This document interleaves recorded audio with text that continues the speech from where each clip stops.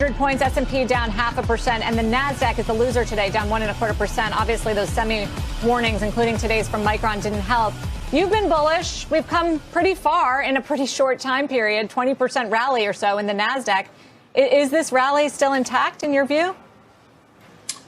Sarah, I think in the short term, I wouldn't be surprised if the markets pause a little bit, and that's something that our technician Mark Newton is calling for. But I think that there was a fundamental capitulation in June. You know, investors panicked, thought this inflation narrative was going to lead to years of pain. And I think that that capitulation is now being unwound.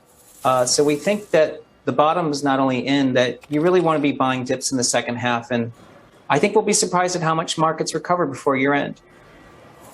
Why? What? Because, you know, you have changed your view. You have actually had a lot of conviction around this bullish narrative. But most of the strategists out there, Tom, they're not convinced. They say this is a bear market rally, and the fundamentals point to a weakening economy. We heard it from Liz Ann Saunders at the top of the hour. A weakening economy. And even if we have seen peak inflation, it's not clear that the Fed is recognizing that or going to slow down anytime soon. I think there's still a lot yet to be determined, and that's why when people are choosing how they come out, they're coming out bearish because the bearish narrative works better when you're uncertain. But if we have a softening economy, that doesn't mean we have a recession. We could just have a soft landing.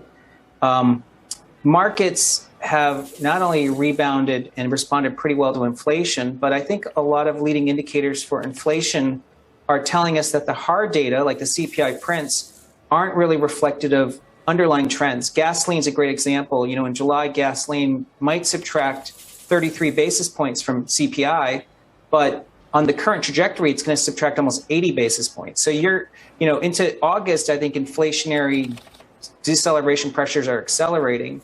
And then from a duration, I think people think this bear market's been too short. We're going to publish a piece tonight for our clients, but when you look at the duration of a bear market, it's typically 21% of the length of the prior bull market.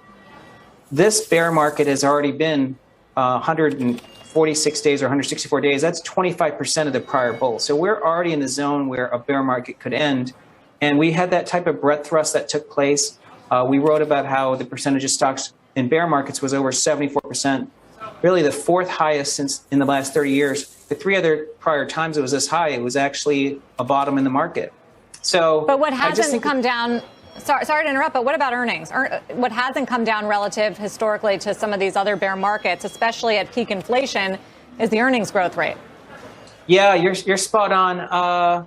I think earnings is a risk. I don't know if earnings are going to fall as much as people expect because we still have nominal inflation.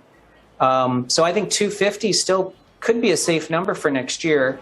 But if you look at how markets are responding to earnings, we had some huge negative pre-announcements from the semiconductors, and the stock market's off 1 or 2%. If this was in May or June when positioning was different, we could be down 10 or 20. So I just think what we're seeing on the downgrades to earnings is showing people aren't really risk on. So that makes us even more constructive. And again, in 82, the bear market, the entire Volcker era bear market was erased in 4 months. I think that's what could happen in 2022.